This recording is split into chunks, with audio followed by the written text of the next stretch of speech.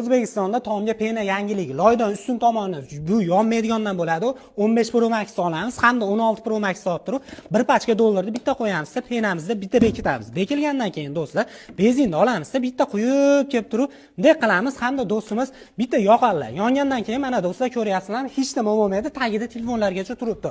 Shu yerda hozir общий 200 kvadrat metrga penani quyib berishgan akalarimiz 7 santimetrlikdan qilib berishgan. 1 kvadrat metrining narxi 47 ming so'm bo'ladi. Eng kichigi do'stlar 5 santimetr bo'ladi. Ya'ni 5 santimetrligining narxi do'stlar 37 ming so'm bo'ladi.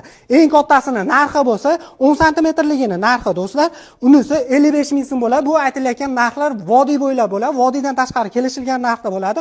Shu yerimiz hozir общий do'stlar 9 million 400 ming so'mga tayyor bo'lgan. Mana do'stlar tevasiga chiqib bossalayman, hech nima bo'lmaydi. Eng qizig'i mana hozir sizlarga ochib ko'rsatamiz eksperimentni. Mana dollarimizga ham, telefonimizga ham hech nima bo'lmaydigandan bo'ladi.